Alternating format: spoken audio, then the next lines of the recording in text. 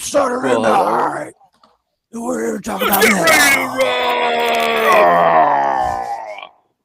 Yeah, That's metal, true. heavy metal, hard rock. Yeah. It's your one-way ticket to midnight. Call it heavy metal. Nice. Great movie, too. Was that? Is that copyright already? We already got hit for me singing that. Or me saying Beavis and Butthead. I almost wore my Beavis and Butthead shirt tonight. That would have been a classic. For the I'm 90s. this close, but then I forgot. Yeah, the old short-term Like I had memory's it the in first my thing to go, mind. buddy. That's the effects of having a family, and it being Mother's 40. Day. Happy Mother's Day tomorrow to any mothers yeah. watching. Because Happy Mother's Day to all the mothers out there. We are swinging out of the air a little late this evening. We were hoping that number 4 could join us. He has not arrived as of yet. Sweet the D. biggest mother lover of all. The star of the That's right, show. Dimples, the star of the show. He'll be happy to tell you that he's a mother lover. That's right. So, but he will be here eventually. We started, like you're saying, a little late because he's had something to deal with, some family fun festivities to deal with tonight, a birthday party, and he'll be joining us eventually. But we chose metal because it's not really his biggest cup of tea, right? That's right. That's right, amigo. So he might be going a little slower just to avoid. But let's start us off. Metal originally kind of came about in the 60s. So we'll start there. It was the late 60s.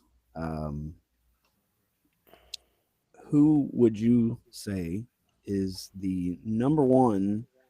And they were the number one metal for both the 60s and 70s, probably because they came in the late 60s. But all my research showed them for the 60s and 70s. Who would you credit as being the pioneer of metal? I would say Black Sabbath. Your research did you correctly. Really? Black Sabbath started in the 60s? Mm-hmm. Okay, I didn't know that. Yeah. 68, dropped the album. Okay. Really? Okay. Yes. Dropped the album in 60, yes. And it was Tony Iommi that really gets credit. Yeah. He's the god. They credited him as the godfather of heavy metal, even though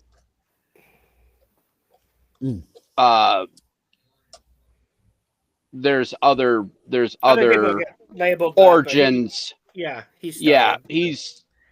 The first time that the word heavy metal or the phrase heavy metal was used wasn't particularly for Black Sabbath, but that'll come up later. I think weren't they from Birmingham? Is that right? Yeah, Birmingham. And that was a steel town too. Yeah, there was a town that had steel mills and stuff like that, or steel foundries. So heavy metal became the sound of that town too, because it was from a metal town. And yeah, I mean Tony, he definitely the sound. Missing a finger too, missing the tip of his ring finger. Ozzy's voice solidified that. Like that, 100%. You know the first Black Sabbath album when it's got the rain at the beginning, the church bell, and then it's like, "What is this that stands before me?" And he scares the shit out of you, and then it's like, "Oh no! Please God, help me!"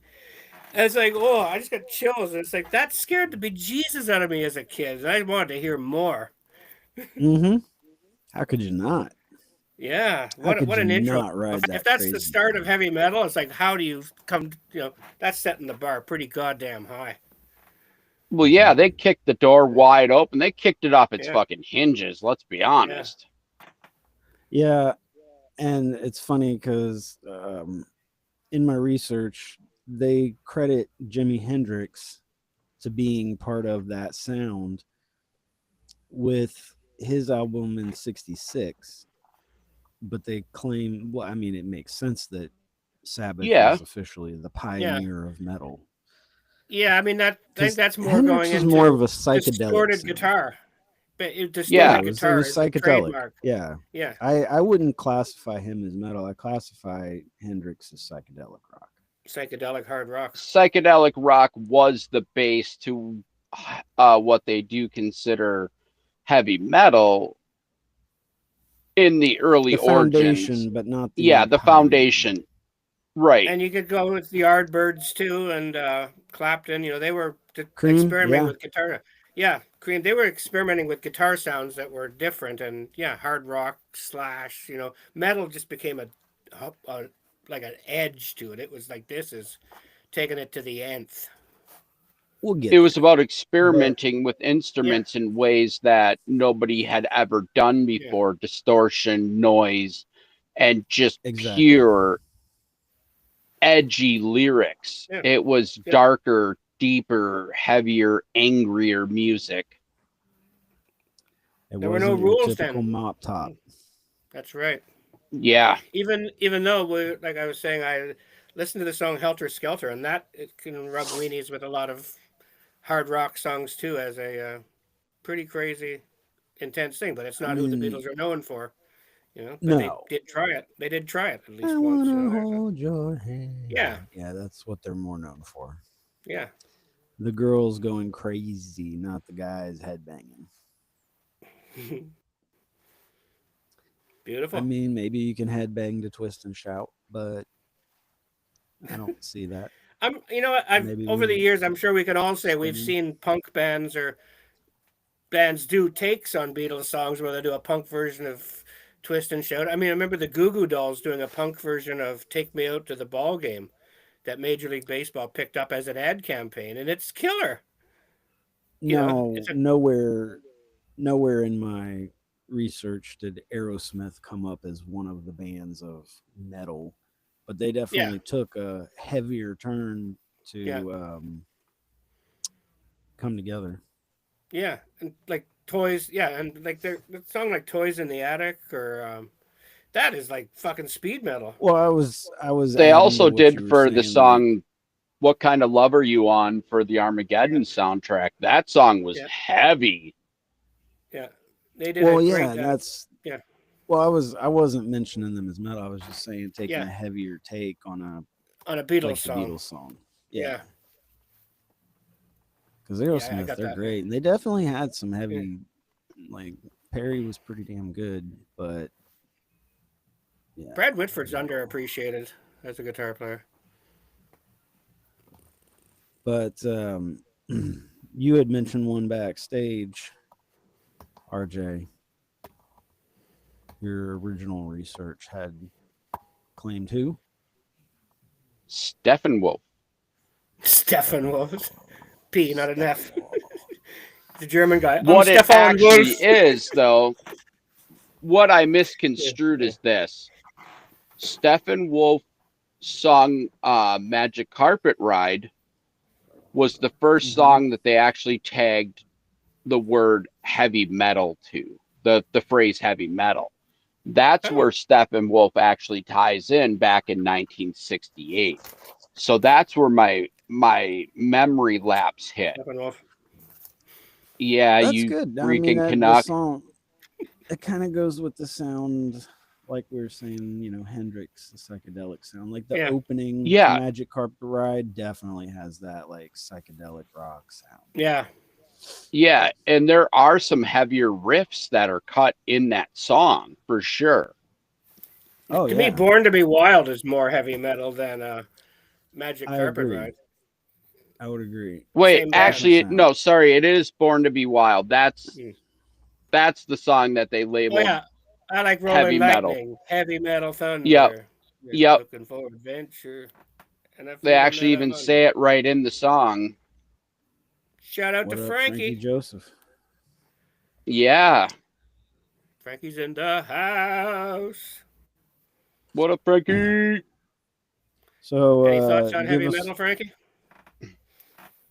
Well, Pippi, what about your thoughts on 60s? Who was another heavy band?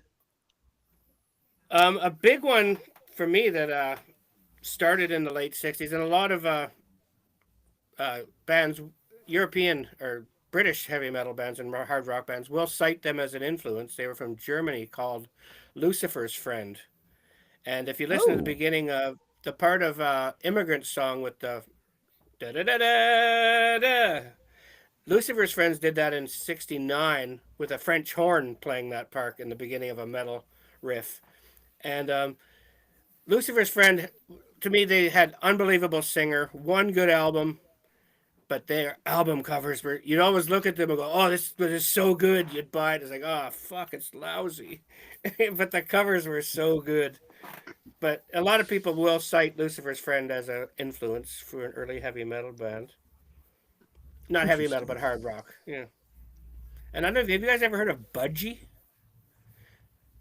They were another band. Can't say that I have.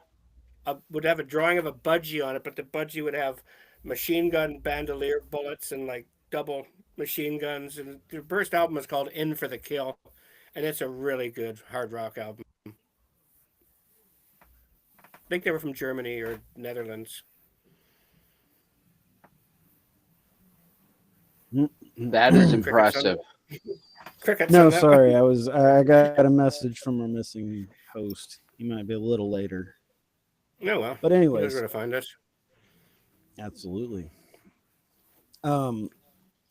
It's funny you mentioned Immigrant Song because Led Zeppelin was mentioned as one of the early metal heavy rock bands. Yes. And, yes, they are. They were a perfect storm of musicians coming together. What else could they do? Jimmy Page. It was just, yeah.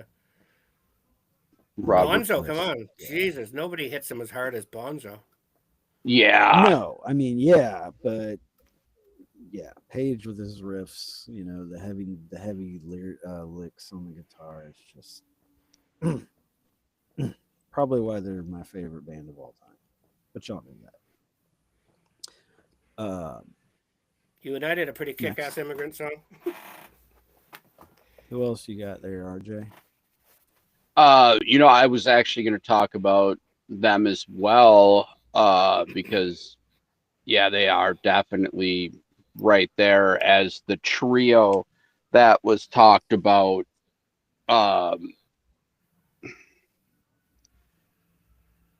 as the founders of metal, and they really do hold a lot of influence for the time period. Trying to think back into the late 60s, early 70s. Obviously, yes. Michael Schenker, come on, man. Oh, yeah. I mean, Schenker was huge. The Michael Schenker group. Lights Out in London, baby. One of the best live albums, too, UFO. What are you talking about here? Your three-piece band there, RJ? I think I know. Three pioneers. Three main people. Are we talking about something you add to coffee? I'm guessing. I don't know. I'm guessing. Are we talking about something you'd add to coffee? Deep Purple, of course. Ooh.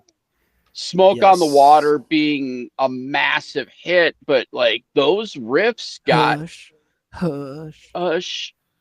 But like the Smoke on the Water riffs got really, really heavy and really experimental. You guys know the story about Smoke on the Water, right? Yes, I do. From the Fires. Yeah. Switzerland, I think it was. Montreux? Yeah. Because they went to go record. And they're doing a gig with Zappa, and they said Zappa and the Mothers, the very best band around, burned the place to the ground before they got to get on or something like that. Yeah, he was. Yeah, Zappa is incredibly talented. I loved how there were three versions of Deep Purple too. There was the early years, like was Hush with that singer. Then there was the was it the Coverdale years next? And then the Coverdale years. That. There was three different distinct versions of Deep Purple. They're an interesting, not unlike an 80s band that we'll probably mention at some point. What do you got there, Pippi? What's your next? I'm saying you got any more? Similarly like that. Oh, we're going early, right? We'll say 67. We'll start. Okay. We'll eke into the 70s, because a lot of these metal influence bands that they're claiming all kind of started around 68. Like 68 is the year that the sound. Well, okay, you guys, turned to metal. Vegas is going to feast on this baby. But in 1968, a Canadian band was formed. And their first album, when it came out, people in Cleveland heard a song from it, and they went. All the people started phoning in saying, "Is this the new Zeppelin release?" And this record label was called by the program director in Cleveland and said, "You got to sign this band. People think they're Zeppelin." And that was Rush. The song "In the Mood," or no, "Working Man" by Rush. People thought it was Led Zeppelin. Yeah, funny. You know what's funny? That was a heavy song. Listen, I can't show you what I changed it to, but I originally had Rush, and I marked it out, and I it's bleeding through something else. I can see it bleeding through the marker there. Yes, Vegas wasn't sure, and they ended up changing it. Yeah, they first played together in '68, and actually in one of their last tours, they did a 5-song segment where they just sat on seats and acoustic guitars, bass, and drums, and played the first songs they played together as kids. Like they did a Heart Full of Soul or whatever by Yardbirds. They Call Me the Seeker song by The Who. They just did covers that they grew up playing. Yeah. The Who? What? Yeah. The Who? It's funny because they mentioned the Kinks and the Doors, but I wouldn't really call those. But the other one that I don't know, Iron Butterfly. Yeah, In-Gadda-Da-Vida, that 17-minute masterpiece where they were so messed up that they couldn't even speak the words correctly. That's why it became In-Gadda-Da-Vida. Kind of like how end it together. There it goes to the Simpsons again. Ron Butterfly. In the Garden of Eden, honey. Oh, so great. Yeah. That episode is what actually turned me on to the song. This sounds like rock and or roll. Rock and or roll. I love it. Yeah, Simpsons are great. Again, Iron Butterfly, arguably it's a heavy metal album, but it falls into the sort of psychedelia too. Maybe just because I've stared at that cover so many times. You see the mandala behind it and stuff like that. Many a trip ago, right? Yeah. It's a cross-platform, though. That is totally a cross-platform, that area of music and time. I mean, that was building blocks for a whole new genre. I just thought of something. I just want to add an experience here because you guys mentioned, staring at that album cover. We're probably the last generation of people that, I'm not condoning smoking marijuana, but back in my younger days when I had records, I would you'd roll a joint on the record, and then you'd sit there and stare at the record, and you'd read the credits. You knew who all the people in the band were. Does everyone know who the people in the bands are nowadays like we did? Because we devoured our album covers and, read everything, the lyrics, who wrote the song. Well, see, here's the cool thing. I just kind of put something together. You think about, like, you go on YouTube and stuff now, the videos you watch are the ones that have the catchy titles and the cover pick that draws you in. Yeah. That was the album cover. You had the best, most interesting looking album cover. You'd make sales regardless of how you sound because there was no Spotify. But then it was the album. The band was saying, "This is us."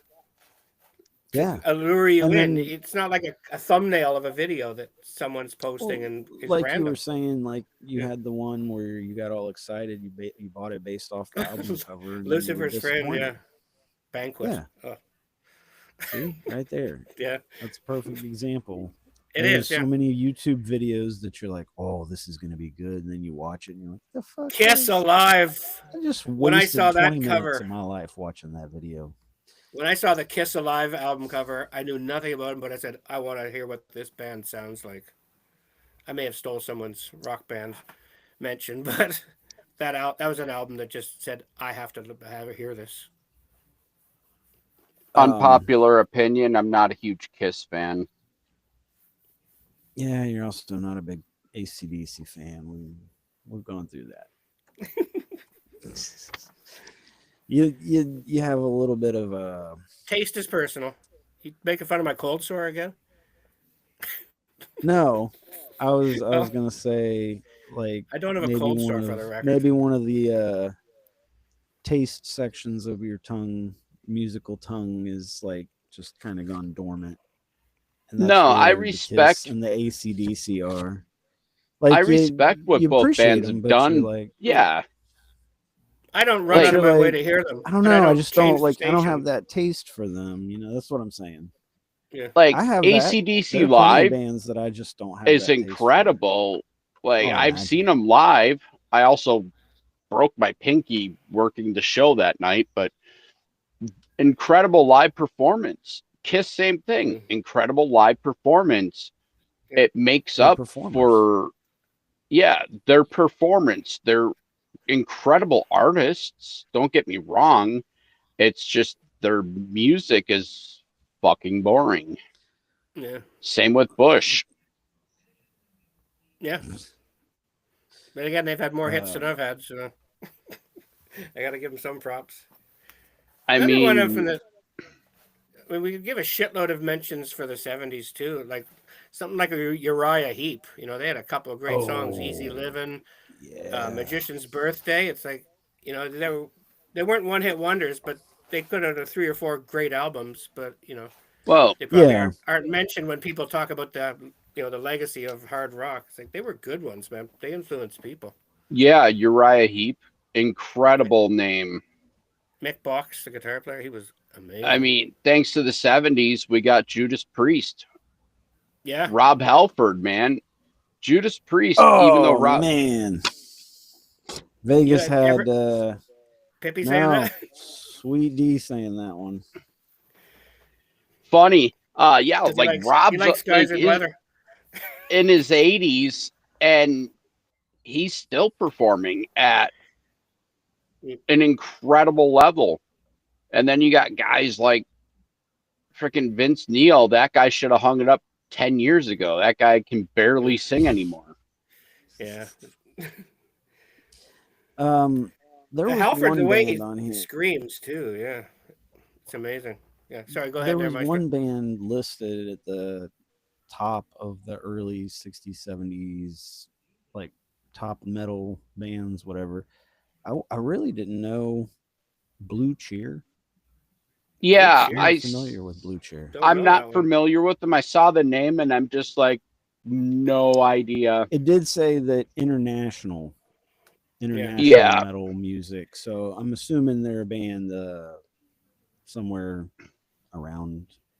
Yeah, I'm gonna say like Sweden or Germany because they've got some crazy shit up in the Scandinavian places. The Scandinavian and Persian area, they love their metal up that way. Like they've got whole genres. Oh yeah, that's Persian. Scorpions, and you got the Scorpions and UFO, Der Mittelgang, and other ones like that. Well, you got like whole different genres of metal nowadays that exist that are in those regions that really don't make their way over this way because people aren't listening to them. Yeah. Sue had a she had an incident with a Scorpions album. There was this real family-friendly mall, and it was a Scorpions album cover that came out in 98 or something like that. I think it was called Animal Behavior, where it's got people in a zoo naked, a man and a woman just standing behind in a cage naked. And she thought, I don't think this is really for this mall. We'll get in shit if we put it. And then someone in head office in Toronto found out that she wouldn't put it in the mall, and she got called before the whole company. We do not promote censorship and stuff like that. And the Scorpions themselves got involved, and it was like we saw something on MTV the other night about retro stuff, and they mentioned the Scorpions. She goes, "Oh, my favorite band." Just put her head down.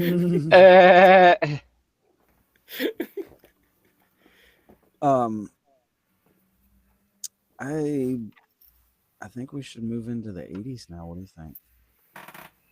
Oh yeah, this is when things really get interesting. Okay, let's do some honorable mention for the 70s. Well, so actually, metal. How about Bad Company? You know, we got one more. We got one more major one that came out of the 70s. Everybody thinks they came out of the 80s. They really didn't. Metallica. Metallica really started in the 70s. It was the late 70s. But they were called something else. Metallica wasn't formed till 83, I think, officially as Metallica. Yeah, that's correct. But the origins of the band started in the late 70s, and their first recording dropped in 79. Yeah. Like, didn't they have the guy that started Megadeth? He was part of the band. Yeah, they have Dave Mustaine in the band at the time. Yeah. And they had one other guy in the band originally, and they kicked Dave Mustaine out. The other guy brought in Kirk Hammett and Cliff Burton. Yeah. Yeah, we'll put an asterisk on that one. Metallica is an American heavy metal band. It was formed in Los Angeles in 1981 by vocalist and guitarist James Hetfield and drummer Lars Ulrich. It has been based in San Francisco for most of its career. The band's fast tempos, instrumentals, aggressive musicianship made from the founding Big Four bands of thrash metal alongside Megadeth, Anthrax, Slayer, Metallica's current lineup. Well, you just got back at me with my spoiler alert. They first found out. What was that? I was going to say, who am I? I'm going to have to think up another one now. They first found commercial success. You just recited every clue for James Hetfield. Of their third album, Master of Puppets, in '86. Basically, they brought in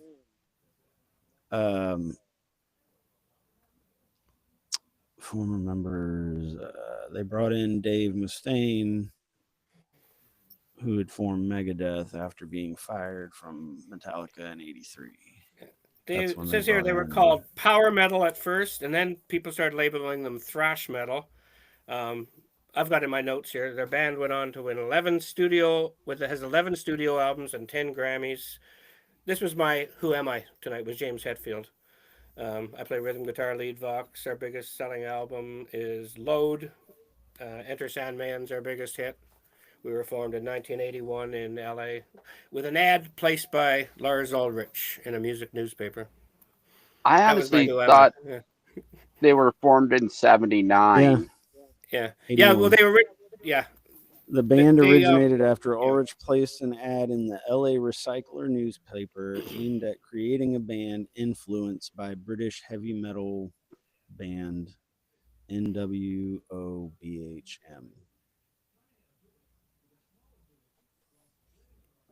Sorry. Yeah, it's all good. I mean, I would much rather the right information be out there and me be wrong. I only know this stuff because I just looked it up when I was writing my Who Am I about James Hetfield. I'm gonna have to come up with one on the spot if we do it tonight.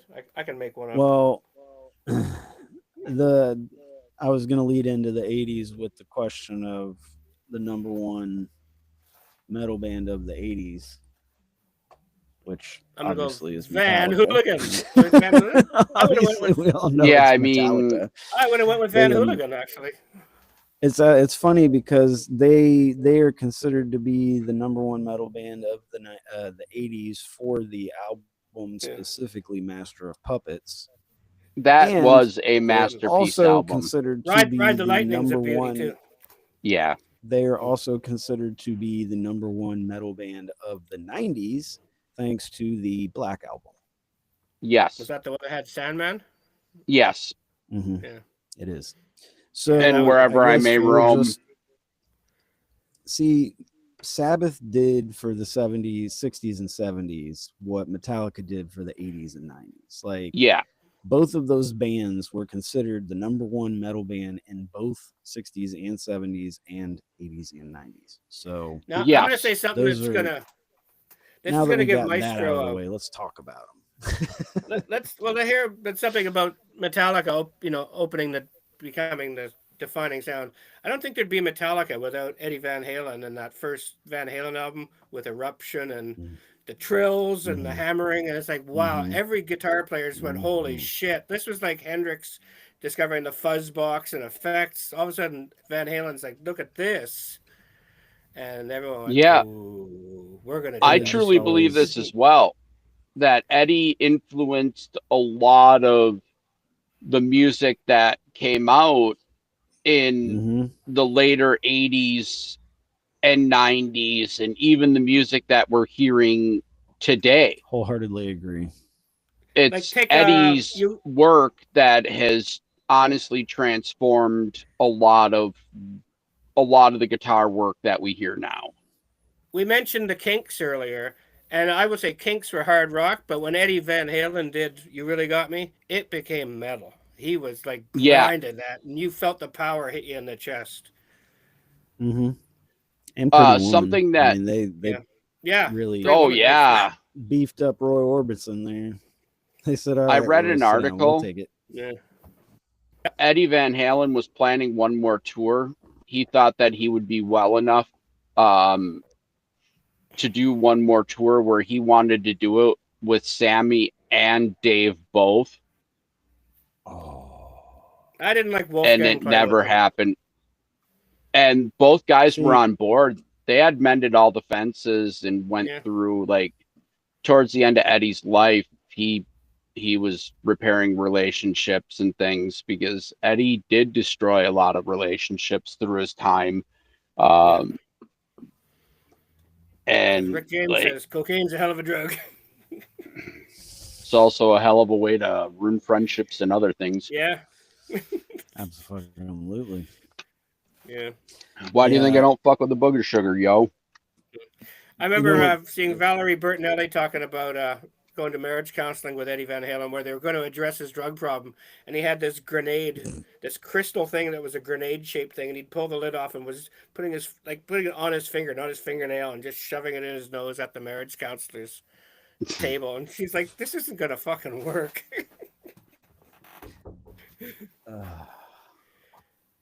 But we were talking about Metallica.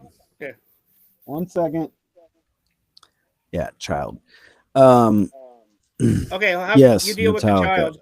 I'm gonna give Vibe Engineer a Who Am I, and let's see if he can guess it. Hit me with it, homie. All right. You want it to be hard rock? Yeah, go for it. All right. Okay. Let me pick a band here to think of.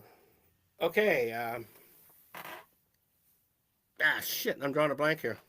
Okay, I'm going to do one, just general music. Prog rock, pop rock. I'm a drummer, born in 1957. I play left-handed. I started off with the progressive rock band, where I eventually became the singer of the band. I eventually put out a solo album in 1981, which won Grammy Awards and has arguably the most iconic drum fill of all time in the middle of it. Phil Collins. There you go. Ladies and gentlemen. Yeah. Phil Collins. Who Am I? There we are. Because Phil Collins is one of the most iconic drummers of all time. There's a generation of people don't even know he played drums because they just know he won, he's won Oscars too for songs. He's won 2 Oscars. Well, yeah. He did In the Air Tonight, which was probably one of the biggest songs of all time. And it's got Mike Tyson's favorite drum fill. This is my favorite. That's right. Yes, in The Hangover. Yeah. He knocks out Fat Jesus. Classic moment. That's a great one. He just slugs him. Yeah, Alan didn't see it coming in the air. No, he didn't. No. He took it straight in the chin. That one I've watched over and over, and it's like that punch looks like it. Even if it was staged, it looks like he felt it. Like Mike Tyson pulling back is still gonna hurt. Listening to your "Who Am I?" because I could still hear y'all. Yeah, I was kind of laughing because it was like, damn, that's like the original Dave Grohl. Yeah, exactly. Went from being a drummer to a very successful band. Yeah, there you go. I never even dawned on that similarity. I thought being a drummer, going to be a singer was going to be obvious. I thought you were going to jump on it right away. Well, what tipped me to know it was Collins and not Grohl was the year born 1957. Yeah, I was like, same here. Dave's not that old. Yeah, that's right. All right. I kind of accidentally mentioned, but Metallica was considered part of the Big Four. Who were the other three? I actually do know 80s, who of the 80s. Of the 80s. Oh, Jesus. Were they like real metal? Okay, I'm going to say Guns N' Roses. Nope. Were they 80s or 90s? They call them the Big Four. 80s. This is just 80s. Megadeth is going to be in there. That's considered number 3. Okay, wow. Anthrax. That's number 4. And let Pippi, can you do it? I'm totally trying to think what out here. Who do you think? Those type of band. Slayer. No, Iron Maiden. Oh, I had you saying Slayer. But okay. I'm guessing Iron and Maiden. You did say Slayer first. Yeah. But they are number 2, yes. They are number 2. I knew it was Slayer. Metallica. I knew, that's why I wanted you. Yeah. That's why I stopped you, because it was on his card. I knew you were about to say it. I was like, I wanted to get Slayer. One of the odds. So was Slayer part of the Big Four? The number 2, yeah. Metallica, Slayer, Megadeth, and Anthrax were the top. Okay, well. And following, yes, Iron Maiden was one, and then there are 2 others that I had written down. Yeah. Motorhead to be like the main guys. No, I didn't have Motorhead. They were Dio. I'll give you a hint. He in his solo career, Whitesnake, after being one of the original pioneers and leading the 70s and 60s, he's like, I can do this on my own. Rainbow in the 80s. Ozzy. Blackmore's Rainbow. Ozzy. Oh, yeah. Solo Ozzy. Okay. I told you guys I saw one of the first shows they did, Wizard of Oz. No, his first album was Randy Rhoads. We saw the concert. Oh, it was Rhoads. Some of his first shows, Randy Rhoads, Tommy Aldridge, and it might have been Mick Mars on bass or Rudy Sarzo. I'm not sure. But we saw them at the Kerrisdale Arena, capacity 250, and Motorhead opened. The Ace of Spades. Ace of Spades. The other band I had in the Spinal Tap. Yeah, why not? Big Bottom. Even though they were a mockumentary. Yeah. Still pretty fucking good. They wrote great material for that movie, though. But I mean, sometimes when you need that little extra, you got to crank it to 11. You damn straight. Everyone knows the 211 reference. So it's part of the cultural lexicon at this point for people our age. It's funny. Some amps actually have the dial that goes to 11 just as a nod to the thing. I love it. Over your amp volume. That's hilarious. So yeah, that pretty much wraps up the 80s for the major names, the big names. But into the 90s, where Metallica still reigns. Judas Priest was pretty big in the 80s too. Priest was cranking. Well, stuff. But we mentioned them as 70s because they started then. Yeah. But yeah. No, I actually had them on the crossover. And they were big news, I think. Was it the 80s? I guess it was the 90s. Well, that's when we got, into the 80s, we got the hair metal. Yeah. Yeah. We got hair metal. Poison. There was a lot of that. Yeah. Rat. I think we need to do what about I think we need to do a full episode on hair. Yeah, I agree with you there because that was such an important genre. We'll have it sponsored It by, really was. We'll get Manscaped And hair to sponsor wasn't the episode. it wasn't all hair metal. Hair also went into the ballad world. It all went into the power ballads, man. Like even the pop singers had the big hair too. So yeah, we'll have to do a whole hair episode. There's no way. Was Quiet not Quiet Riot. They were a rock band at the time, but what's the band I'm trying to think of? Shit.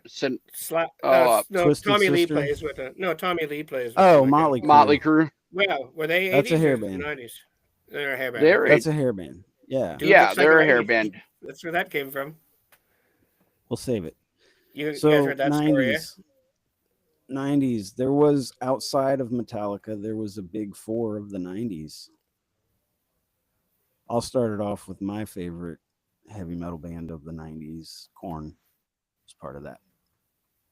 Yes. I love Korn. And I'm not a fan of Korn the food, but I fucking love Korn with a K. Like, they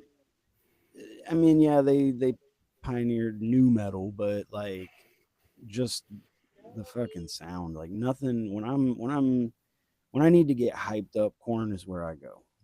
When I'm angry, it's Linkin Park, but when I want to get hyped up, Korn is where I go. Absolutely.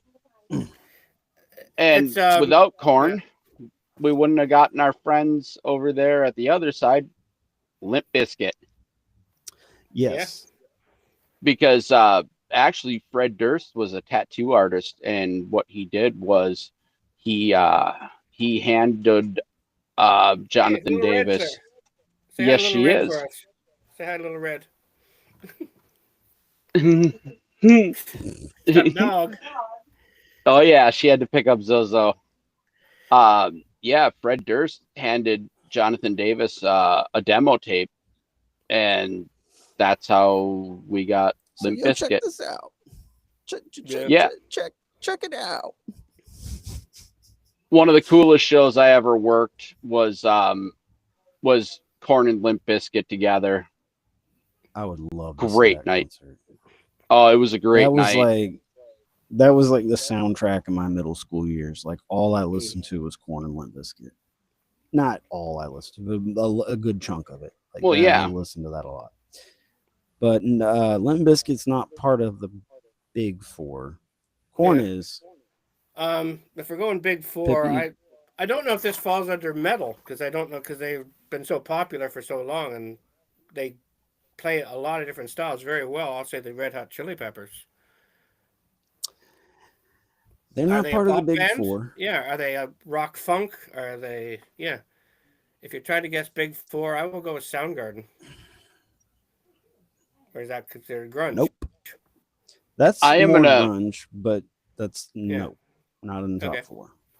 I am going to go with Linkin Park. They are not in the top four. Y'all are thinking a little too far into the 90s. Let's go back to a little earlier into the 90s. What about Dream Theater? Another good mention, but not in the top four. Not in the top four. So what was the one we're you thinking? Is Korn in the top four, you said? Korn is in the big four. They call it the big four. Korn is one of them. Okay. 9 Inch Nails. Ooh.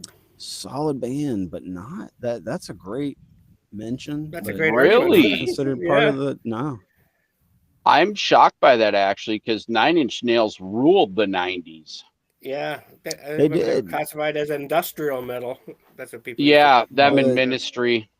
Yeah, but they're not in the top four. Wait a minute. Top four. They just called them the big four. The big four. Okay. I think I know one of them.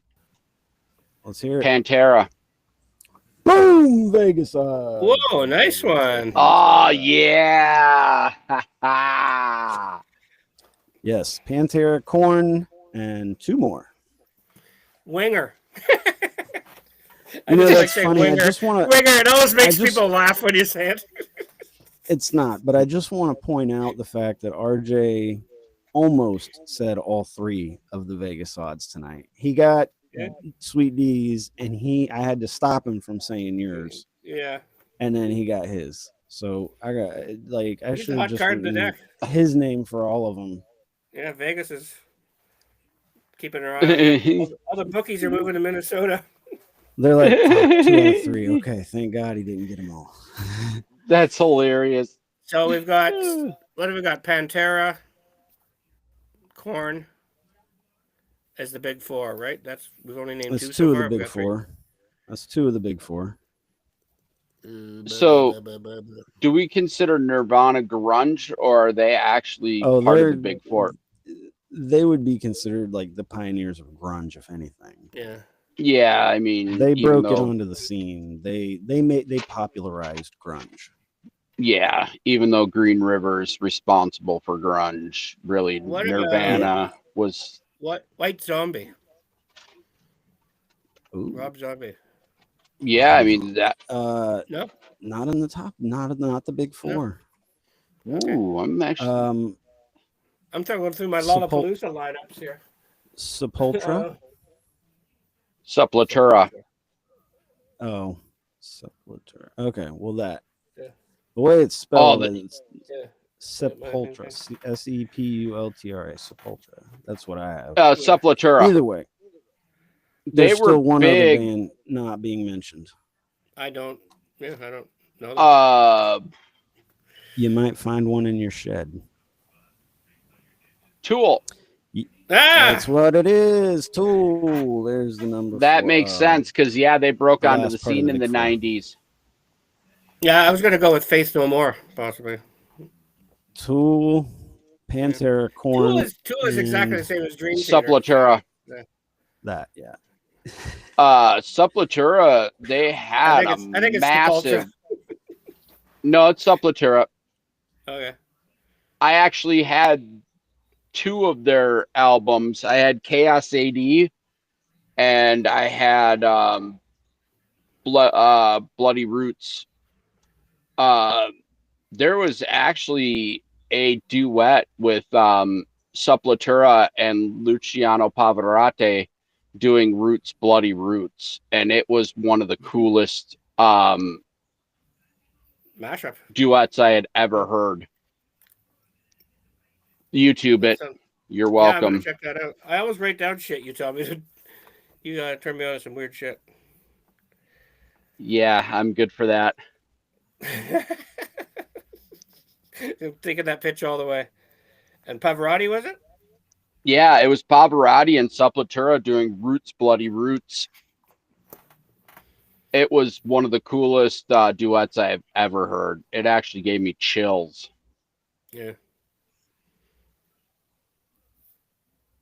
Freddie Mercury did a one with a female, Maria Callas. She was a female opera performer from Spain. It was terrible. It just exposed how we thought Freddie Mercury was such an amazing singer, and he sounded like a hack beside her. But it was effective, for what it was. It's like this rock guy singing opera with an opera singer, and it was a pretty cool video. Good song, but it shows that Freddie was no opera singer. Sepultura is a Brazilian metal band. It was actually 2 brothers that started the band. So just to give you a little more insight on the band itself. Coolio. He was fun in the 90s. Slide, slippity slide. We all gonna get some apple pie.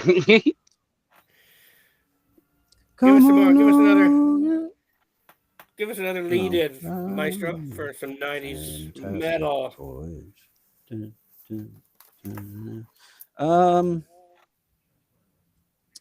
I had one, and now I'm drawing a blank on it. Okay, here's one for us all to just. Rammstein. Yes. Rammstein? Du hast. Yes. Did you know Rammstein released a music video exclusively on Pornhub? I did not know that, but that is epically hilarious. That's Germany for you. Love it. Live from the Red Light District. Yeah. I love me some Scorpions too. Like if you want to go German metal, was it Klaus Meyer or Klaus Meine, the singer? He's just got an amazing voice. You know, Rocky like the 90s also gave us Pop Will Eat Itself, which was another classic. Well, they were a one-hit wonder. Yeah. 90s metal band. All right, gentlemen. I got Time in a Bottle uploading because he's not going to make it tonight. Sweet. I want to hit you with one more 90s metal band. While it finishes uploading, y'all go ahead and throw out some honorable mentions, anything, and then Stabbing Westward. When it's done, I'll hit play, and then when it's over, we'll do. For me, 70s honorable mention is Sweet, glam rock. That was a hard rock. Yeah. You get something like Ballroom Blitz or yeah. It's like Action is my go song. If I'm going out drinking and there might be a chance of rowdy, I put on Everybody Wants a Piece of the Action, and that's my go song. So I have a question. Would you consider Alice Cooper? I wouldn't consider him hair because he got his start in the 70s, early 70s. He was borderline metal. He was arguably glam Feed metal. My Frankenstein is pretty metal-ish. Yeah. Like No that's More Mr. Nice Guy. School's out. Yeah. Like No More he Mr. started Nice getting Guy. heavier and heavier as he got. Yeah. When he had he was like scared parents. I remember I brought home an Alice Cooper poster and I went out for him for Halloween in grade 6. And my dad's like, what the? My dad had been away all summer and he comes home and he goes, what the fuck is this kid into? He's got a guy wearing makeup on his wall and he's putting eyeliner on his face to go out for a Halloween party. Imagine your dad coming home to you with a poster and dressed up like one that I think we forgot to mention, Mr. Marilyn Manson. Yeah. Same oh, thing. Yeah. Everybody in that band had a supermodel and serial killer name. The first name was a supermodel, and the last name was a serial killer. Marilyn Monroe, Charles Manson. You want to know a band that scared the shit out of me? Madonna Gacy. I'd grown up with Alice Cooper and all this glam rock and hard rock, heavy metal. But the band, when I saw them, they scared me because I did not know where the hell they were coming from or going to. Was Slipknot. They were just a crazy show that was just insanity on stage. It was audible insanity, visual insanity. It's like, what the F are these guys doing? But it's brilliant. Yeah, it really is. It was cool to meet Slipknot. I bet. Buckethead, was he there? Was he with him? Yeah. Yeah. You guys ready for some Time in a Bottle? Let's do some Time in a Bottle, yo. And then after that, we'll have some closing thoughts. But first, take it away, Sweet. You all know what time it is. It's time for Time in a Bottle. And on May 9th of 1963, the number one song was I Will Follow Him. I will follow him wherever he may go. Or something like that. By Little Peggy Lee. The number one song on May 9th of 1977 is Living It Up in the Hotel California. Yeah, baby. 77 represent. The number one song, May 9th of 1979. You guys get all the good songs. Is Reunited and It Feels So Good. That's his. So fitting. An herb. And the number one song on May 9th of 1986 is You're Gonna Have to Face It, You're Addicted to Love. Nice. By Robert Palmer. And that, my friends, is Time in a Bottle.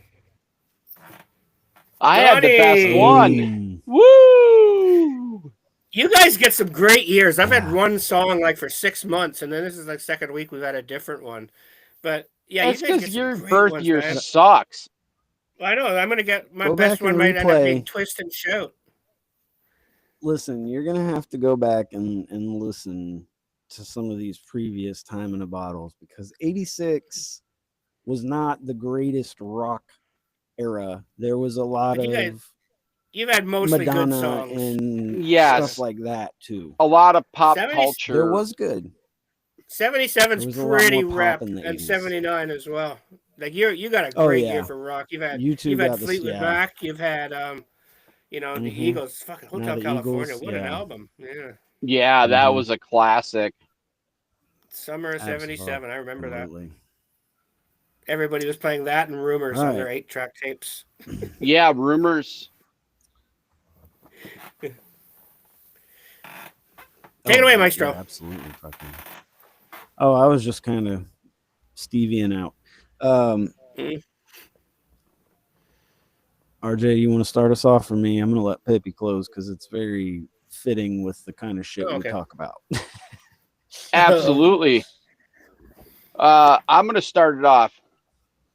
This is about the troops. This is about the safest way to protect our troops is to keep our troops at home. There's no reason to send our sons and daughters off to die for the blood money and greed of those in the war machine's cabinet, in the war machine's profit centers. There was no reason to ever go into the Middle East to disrupt millions of lives that we either ended or permanently changed in some manner based on greed and the whims of Israel. So the reality is this: we the people can stand up and say no more, and that only changes once we the people come together, stand up and say no more. The D or the R is not coming to save us. We the people are coming to save us. And as long as we keep fighting over things that are out of our control, the D and the R are going to keep stealing our money and keep making life harder on us. And they're going to keep doing as they please, because as long as you think the team is coming to save you, they keep winning. So I love every one of you. Please take what I have said to heart. Think about what next steps are. Self-accountability is huge. The more accountability you take for yourself, the less accountability they can have over you. So, love every one of you, brothers and sisters. Be an example, yeah. Be the example. And listen, beautiful words, Vibe. To continue on what he was saying there, the best way that you can take action is to show them face to face that we're not listening anymore. I watched as Pete Hegseth was going into an interview or deposition, whatever, and there were people lining the halls calling him a murderer and asking him, like, how can you do these war crimes, just shouting at him. And I have seen more and more and more of that in the news, where people are just outright yelling at these people, what is wrong with you, you murderer, whatever, pedophile. Call these people what they are. Call them to their faces. Stand outside wherever the hell they're at. Stand outside the gate at the White House if you're in Washington. Stand outside, anywhere that the closest you can get to these people and shout in their faces.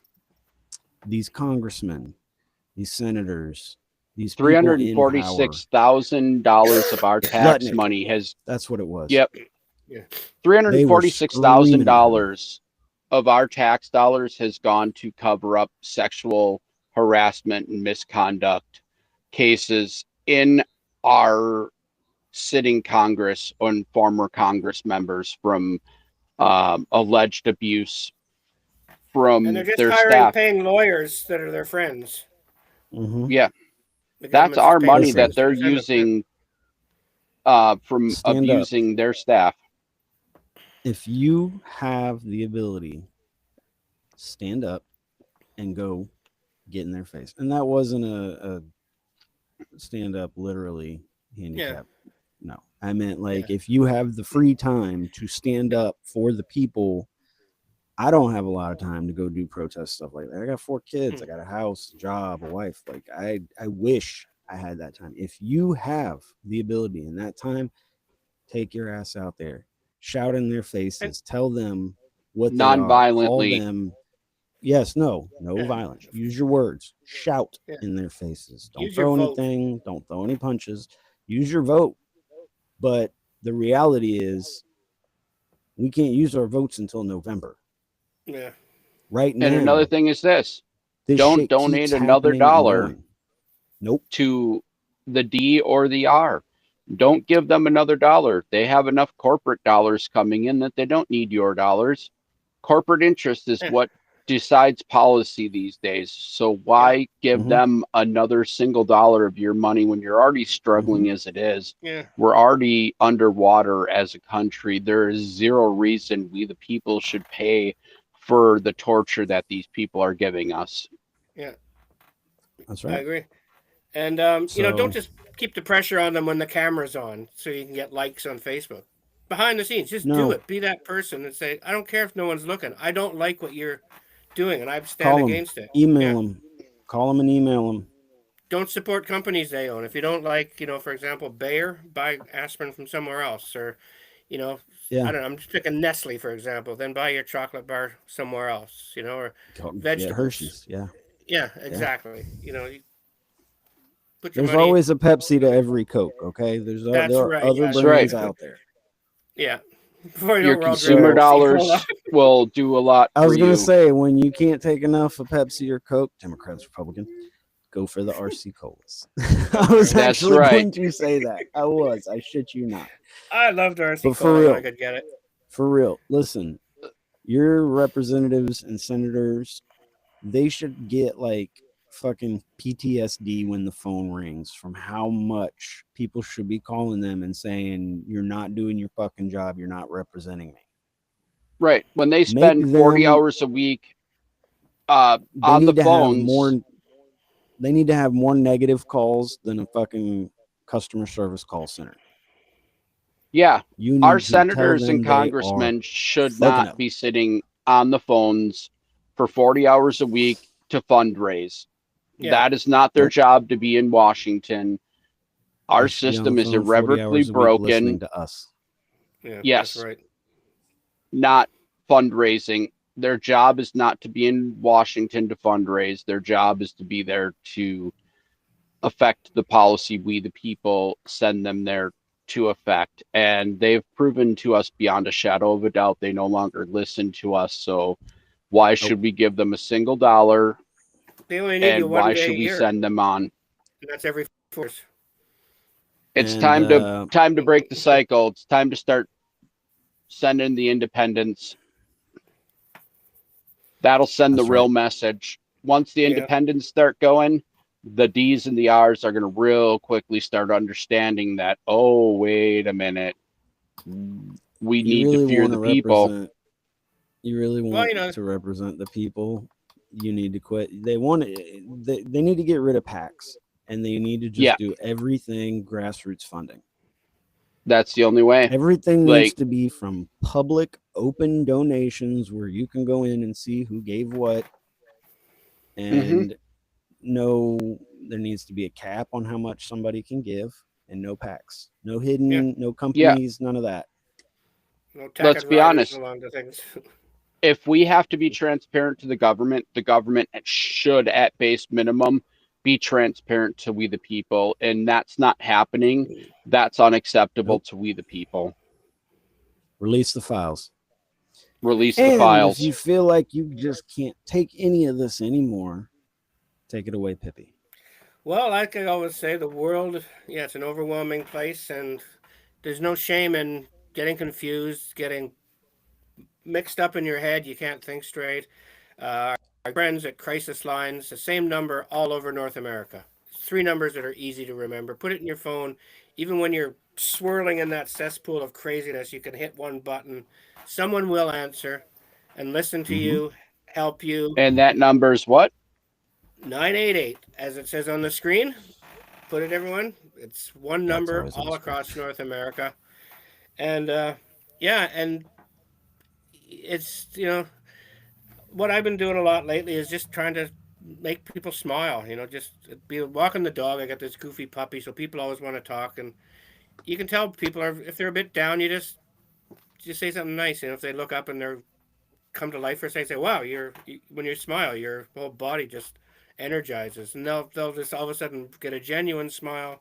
It's a simple thing. That's right. It could be, and again, that's that kind of thing. If we can all come together with good intentions, good to each other, we're all human. It's going to help. It brings the strength, and like I'll call back to what Maestro said earlier, as Aerosmith and the Beatles said in two distinctly different ways. Come together. Come together right now. Yeah. Right now. Over us. Over me. And yeah. Since Sweet D's not here. Good night, Sue. Good night, Sue. Good night.